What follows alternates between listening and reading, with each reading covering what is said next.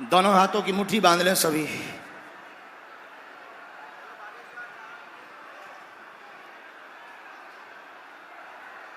हम सामूहिक अर्जी लगा देते हैं। दोनों हाथों की मुट्ठी बांध लो। कहो, हे बागेश्वर धाम प्रभु, हे बालाजी महाराज, हे सन्यासी बाबा, हे कलयुग के राजा, हम पर कृपा करो, हम पर दया करो, हमारी अर्जी सुनो।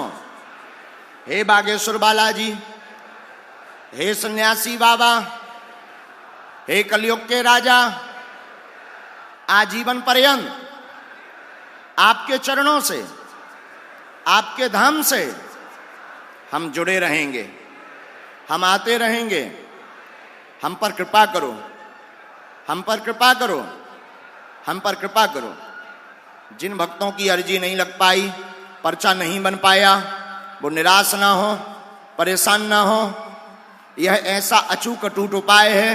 अगर आप इस उपाय को करेंगे, लहसुन प्याज बंद रखेंगे, मांस बंदरा बंद रखेंगे, मंगल अथवा शनिवार की पेशी करना प्रारंभ कर देंगे, तो आपके रोग में, संकट में, व्याधि में, पीड़ा में आराम लगने लगेगा और आपका मनोरथ पूर्ण हो जाएगा। मन ही मन अपने प्रश्न को 3 बार दोहराएं। ओम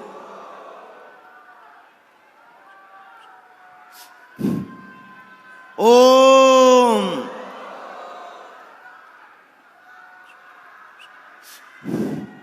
ओम। कहो, हे बागेश्वर धाम प्रभु, हे बालाजी महाराज, हे सन्यासी बाबा, यह हमारी अर्जी स्वीकार करो, यह हमारी अर्जी स्वीकार करो, यह हमारी अर्जी स्वीकार करो। दाहिने हाथ की मुट्ठी का सीधा उतारा सिर से 7 बार करो और बागेश्वर बालाजी के चरणों की तरफ छोड़ दो। ऐसा करने से शरीर की जो आपकी नकारात्मक ऊर्जा होगी वो सने सने बालाजी के चरणों में बंध जाएगी। बाएं हाथ की मुट्ठी का उल्टा उतारा करो और इसे भी बागेश्वर बालाजी के चरणों की तरफ छोड़ दो।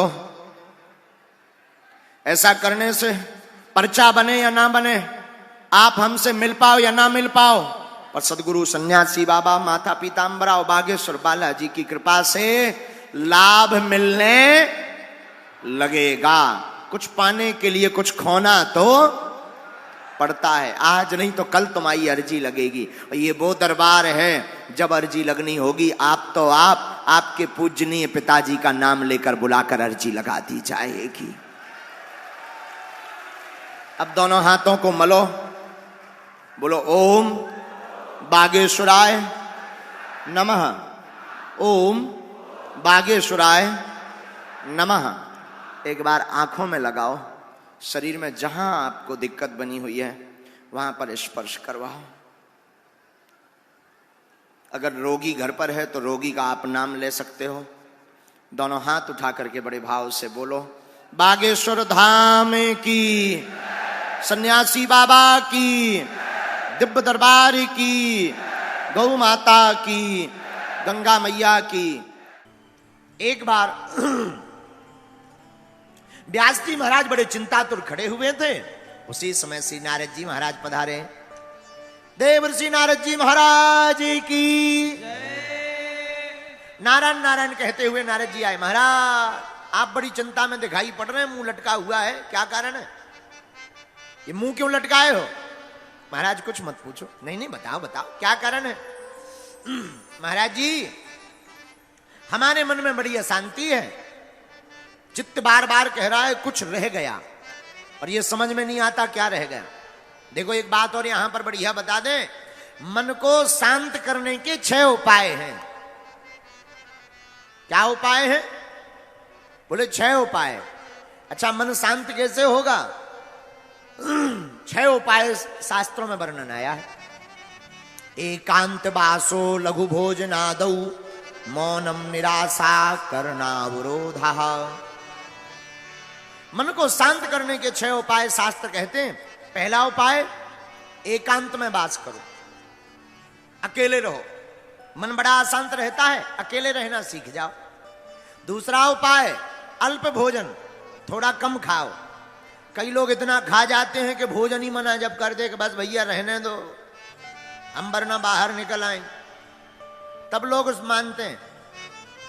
अच्छा, पेट भी बड़ा खतरनाक है, कितना भी खा लो शाम को फिर कहेगा ले आओ कुछ, थोड़ा तो ले आओ, अब बहुत देर हो गई। अच्छा, कोई शाम को भोजन कर रहा हो तो मैंने खूब खवाओ, हाँ भाई 2 पूड़ी और लो, रसगुल्ला लो, रसगुल्ला लो, लो लो लो, थोड़ा लड्डू खाओ, मोतीचूर का लड्डू है, अच्छा लड्डू है, बस भैया बहुत हो गया, बस बस। अरे नहीं नहीं, हाजमा की गोली खा लेना, एक और खाओ। सोई एक रसगुल्ला और खा लेता है, और फिर पानी पीते नहीं बनता, उठते नहीं बनता, फिर तो सोच लेता अब 2 दिन तो भोजन होंगे नहीं, बहुत ज्यादा खा लिया है। लेकिन धन्य है पेट, ये पेट भी बड़ा खतरनाक है। जहां 4-5 घंटे होते हैं सोई कहता है ले आओ कचू, भैया चाय ले आओ, थोड़ा नमकीन दे दो, नमकीन। ये पेट बड़ा खतरनाक है। तो बोले क्या उपाय है मन शांति के? बोले पहला उपाय है एकांतवास, अकेले में रहो। दूसरा उपाय देखो, एक और आदत भी बड़ी खतरनाक होती है। एक सज्जन की आदत थी, रेलवे स्टेशन पर नौकरी करते थे, हमेशा रेलवे स्टेशन पर रहते थे, घर बहुत कम जाते थे। धीरे धीरे उनका रिटायरमेंट का समय आया, सोई अब बड़े खुश, बोले महाराज 6 महीने बाद अब तो रिटायरमेंट है, फिर तो कभी झांक के नहीं आना है रेलवे स्टेशन, इतने पक गए। अब 3 महीना बचे, अब तो और खुश, महाराज 3 महीना बचे, बस इसके बाद तो रिटायरमेंट है, फिर बहुत आनंद लेंगे, तीर्थ जाएंगे, बढ़िया घर पे आराम से सोएंगे। 2 महीना बचे, 1 महीना बचो, धीरे धीरे रिटायरमेंट हो ही गए। अब तो जिस दिन रिटायरमेंट हुआ, महाराज भगवान की कृपा से नौकरी चुक गई। घर आए, 2 दिनों बाद फिर रेलवे स्टेशन। किसी ने कहा तुम तो कह रहे थे कि लौटकर झांकना नहीं है रेलवे स्टेशन की तरफ, फिर से क्यों आ गए? अरे बोले अब कुछ मत पूछो, घर पे नींद ही नहीं आती है, लगता है जैसे पूरा संसार उजड़ गया हो। जब लोग पो ना सुनाई पड़े, जब तक चाय चाय ले लो, चाय ना सुनाई पड़े, नींद ही नहीं आती है घर पे। तो बोले वो रहते थे घर पर, रिटायरमेंट के बाद भी सोने आते थे रेलवे स्टेशन पर। बोलो सीताराम, जोर से बोलो। इसको क्या कहते हैं? इसको कह देते हैं आदत। क्या कहते हैं? आदत कैसे छूटेगी? पहले से ही अभ्यास करो एकांत में रहने का। तो मन की शांति के 6 उपाय। पहला उपाय एकांत वासो, एकांत वासो लघु भोजनादौ। दूसरा उपाय कम भोजन करो। कई लोग खाने के लिए जीते हैं, पर जीना किस लिए चाहिए? खाने के लिए नहीं जीना चाहिए, जीने के लिए खाना चाहिए। हाँ, और कई लोग खाने के लिए जहां दिखे सोई दे। हमारे साथ एक सज्जन रहते थे, इतना खाते थे, भगवान नहीं बचाए उनसे, खूब खाते। अच्छा, खाना चाहिए ऐसा नहीं है। एक बार तो हम हनुमान जी के लिए लड्डू रखे थे, वे पूरे खा गए। हमने जब ढूंढा, हमने कहा क्यों भाई लड्डू कहाँ गए? बोले महाराज जी हम तो भंडारा पा गए। हमने कहा भगवान का प्रसाद तो छोड़ देते। बोलो सीताराम। तो लघु भोजनादौ, दूसरा उपाय कम भोजन करो। तीसरा उपाय क्या? मौनम, बहुत कम बोलो। कई लोग होते हैं पटर पटर बोलते ही रहते हैं। देखो, अटपट लीला राम की झटपट समझ न आए, जो मन की खटपट मटे सो चटपट दर्शन हो जाए। है? बहुत कम बोलो, और जो भी बोलो मीठा बोलो। कई लोग बोलते तो बहुत कम है, पर ऐसी बाणी बोलते हैं कि तलवारें निकल आवे, कर्कश बाणी। देखो, रामचरितमानस इसीलिए कहते हैं कि रामायण पढ़ा करो। भारत के हिंदू जिस दिन रामचरितमानस को पढ़ने लगेंगे, और 100 करोड़ हिंदुओं में जिस दिन 30 करोड़ हिंदू मस्तक पर तिलक लगाकर रेलवे में, ट्रेन में, बस में नौकरी करने जाने लगेंगे, उसी दिन भारत हिंदू राष्ट्र घोषित हो जाएगा। हाँ। लेकिन बड़ी दुर्दशा है, तिलक लगाने में शर्म आती है। धन्य है, और किसी को टोपी पहनने में शर्म नहीं आती, लटकाने में शर्म नहीं आती, अपन को तिलक लगाने में शर्म आती है। ये हमारे देश का दुर्भाग्य है। तिलक हमारा सौभाग्य है। विवाहित स्त्री का लक्षण क्या है? अच्छा चलो ऐसे समझो, ऐसे नहीं समझ आए भैया, जरा बेस कम करो। बताओ, जिस स्त्री की शादी हो गई उसकी निशानी क्या है? क्या निशानी है? दो निशानी, एक मंगलसूत्र और माथे पे सिंदूर। भाई मांग भरी हो तो समझ जाते हैं इस प्लाट की रजिस्ट्री हो चुकी है। आओ आओ आओ आओ, भाई ये दो चीजें हो तो भाई आओ।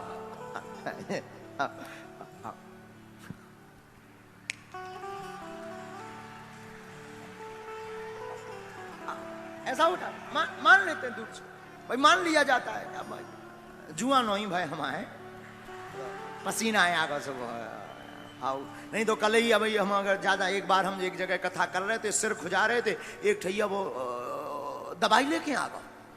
गुरुजी आप कथा में सिर खुजाने लगते हो, जुआ हो गया हम कहीं ठटरी के बारे आई जी मैंने। विवाहित स्त्री का लक्षण क्या है? दो लक्षण, एक मांग में सिंदूर और गले में मंगलसूत्र, हम लोग समझ जाते हैं फ्री है। अच्छा भक्त के लक्षण क्या है? हिंदू के लक्षण क्या है? भक्त के भी दो लक्षण हैं। माथे पर भगवान के नाम का तिलक हो, गले में राम जी के नाम की कंठी माला हो, तो दूर से व्यक्ति समझ जाती है भगवान का भक्त है। लेकिन दोनों ही गायब है। अच्छा एक और सुन, जब बात निकली है तो पूरी कहें। गले में माला होती है, गले में माला, कुत्ता दो प्रकार के होते हैं, एक पालतू एक फालतू। कितने होते हैं? दो, एक पालतू एक फालतू। अच्छा इनमें अंतर क्या है? जिसके गले में पट्टा हो वो है पालतू, और पट्टा नहीं है तो कोई भी दे टाइम टाइम, उसे फालतू कहते हैं। भाई कोई पट्टे वाला कुत्ता शैतानी कर दे तो कुत्ता को नहीं मारा जाता, मालिक को ढूंढा जाता है। हाँ जी या ना जी बोलो। तो पालतू के लक्षण गले में पट्टा, फालतू के लक्षण कुछ भी नहीं। उसी प्रकार भक्त का लक्षण है, जिस भक्त के गले में माला होती वो राम जी का पालतू होता है, और जिसके गले में माला नहीं होती है वो फालतू होता है।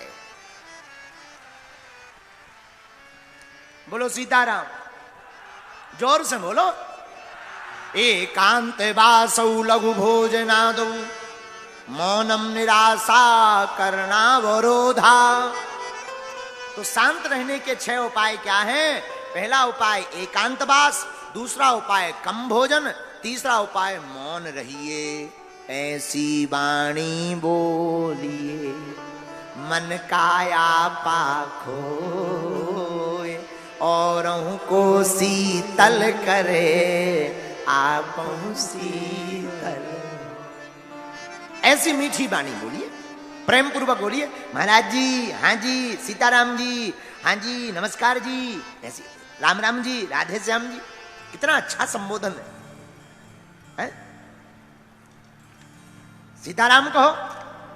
लेकिन कई लोग ऐसी वाणी बोलते हैं। एक बात और, शब्द संहारे बोलिए, शब्द के हाथ न पांव, एक शब्द औषधि करे, एक शब्द करे घाव। ये जो 2 ग्राम की जीभ है ना, यही खतरनाक है। यही जीभ तुम्हें जूता पड़वा देगी, यही जीभ तुमको बढ़िया जो है सम्मान दिला देगी। तुम किसी को कहोगे सीताराम जी, सोई तुमको चाय मिलेगी, अच्छा भैया चाय पी लो, पानी पी लो, और तुम कहो काय बे, सोई दे लाल पड़ जाओ। ये जीभ बहुत खतरनाक है, चाहे जैसा प्रयोग करो, एक अक्षर में अर्थ का अनर्थ हो जाता है। बोलो सीताराम। इसलिए शास्त्र कहते हैं मन को शांत करने का एक उपाय और है। बोले क्या? मौनम। मौन हो जाओ। आपने देखा होगा बड़े बड़े महापुरुष कम बोलते हैं, वाणी बोलने से तेज क्षीण होता। महात्मा बैठे हैं, आपको ज्ञानी, महाराज जी आप तो सब ज्ञानी हो, हम तो बहुत नालायक आदमी हैं। एक जगह लिखा है अत्यधिक बोलने से जिस प्रकार वीर क्षीण होने पर शरीर में कमजोरी आती है, वैसे ही बोलने से भी शरीर में कमजोरी आती है। हाँ, या फिर ज्यादा बोलो तो ज्यादा सुनो भी। हमारे गुरुजी का वाक्य है, पूज्यपाद जगत गुरु भगवान श्री तुलसी पीठाधीश्वर गुरुदेव भगवान कहते हैं, भैया बढ़िया वक्ता बनना है तो बढ़िया श्रोता बनो, ज्यादा सुनो। बढ़िया गुरु बनना है तो बढ़िया चेला बनो, बढ़िया बाप बनना है तो बढ़िया बेटा बनो, तो साधु कहते हैं 6 उपाय: एकांतवास, कम भोजन, मौन होना, और चौथा उपाय क्या? निराशा। किसी से आशा मत रखो, क्योंकि सबसे ज्यादा मन अशांत रहता है अपेक्षा रखने से। किसी से आशा रख ली, अमुक आदमी हमारा मकान बनवा देगा, अब मकान नहीं बनवाया, सोई दिमाग खराब, दिमाग में एकदम उलझन। इसलिए तो हमने कई बार कहा, आशा एक राम जी से, बाकी आशा छोड़ दे, नाता एक राम जी से, दूजा नाता तो। आशा रखनी ही तो राम जी से रखो। इसलिए साधक कहते हैं, एकांत वासो लघु भोजनादौ, मौनम निराशा करणावरोधा, मुनिरसौ संयमनम सडेते, चित्त प्रसादम जनयन्ति शीघ्रम। आहा, शास्त्र कहते हैं एकांतवास, कम भोजन, मौन रहना, किसी से आशा ना करना, कोई अपेक्षा मत रखो। मांगना ही है, भिखारी मैं दुनिया से क्या मांगना। तुम जिनसे मांगने की अपेक्षा करते, ये खुद भिखारी है, ये भी तो भगवान के दर पर मांग रहे। ये दूसरों, जो अमीर आदमी है वो भी अपने अमीर से मांग रहा, हमें भी लोन दो, वो खुद भिखारी है।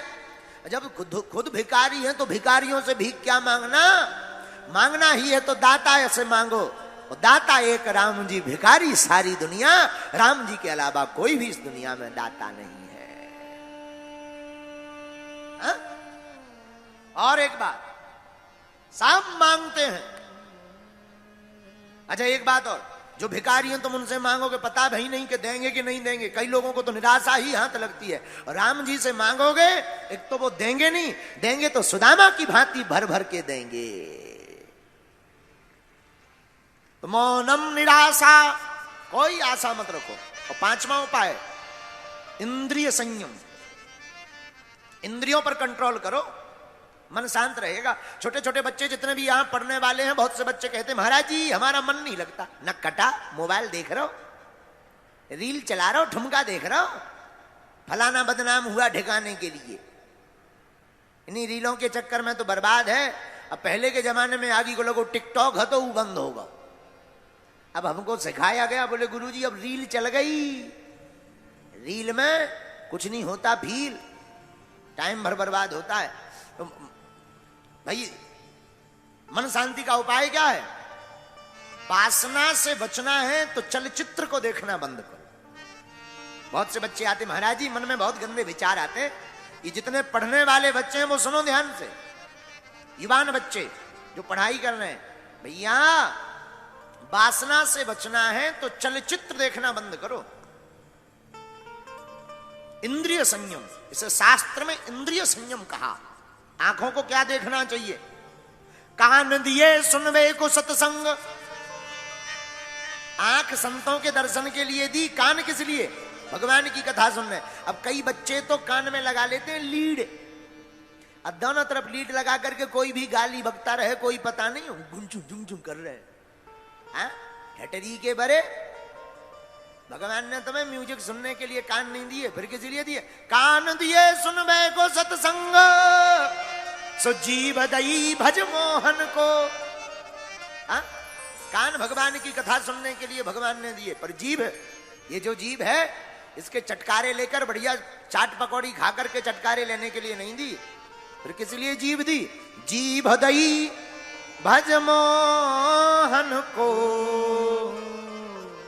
दान के काज दिए दो हाथ। ये जो हाथ है ना, मोटरसाइकिल चलाने नहीं दिए, ना ना ना, दान के काज दिए दो हाथ, सो पाम दिए तीर्थ घूमन को। तो मन शांति का 5वां उपाय है इंद्रिय संयम। आंखों से चलचित्र कम देखो, कानों से भगवान की कथा ज्यादा सुनो, हाथों से गुरु गोविंद के चरणों की सेवा करो। किसकी सेवा? लेकिन नए नए बच्चे तो पिटाई करके दूसरों की सेवा करते। बोलो सीताराम। इंद्रिय संयम। और छठवां क्या? प्राणायाम। प्राणायाम करो रोज, प्रातः काल उठो, सूर्योदय के पहले उठ जाना चाहिए और सूर्योदय के पहले स्नान हो जाना चाहिए। सूर्य उदय के बाद जो स्नान करता है वो जो है राक्षस स्नान कहलाता है। कौन सा स्नान? राक्षस स्नान, उत्तम नहीं माना जाता। अब लेकिन आजकल तो लोगों का सुबह ही 10 बजे हो रहा है। पहले के जमाने में कोई अगर देर से जागे तो टेंशन होती थी कि क्या बात है, तबीयत खराब है क्या। और आज के जमाने में कोई जल्दी जग जाए, भैया पेट वेट तो ठीक है, 6 बजे ही उठ गए आज, क्या बात है? हा?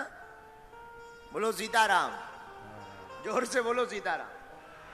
हाँ, अब जो जमाना बड़ा, पहले प्रातः काल उठते थे तो कराग्रे वस्ते लक्ष्मी, कर मध्य तो सरस्वती, कर मूले तो गोविंदा, प्रभाते कर दर्शनम। प्रातः काल उठ करके माता पिता और बच्चे सब उठ करके बढ़िया हाथों को ऐसे मलते थे, कराग्रे वस्ते लक्ष्मी, ध्यान करते थे, हाथों को देखते थे, बढ़िया आंखों में लगाते थे, धरती माता को प्रणाम करते थे।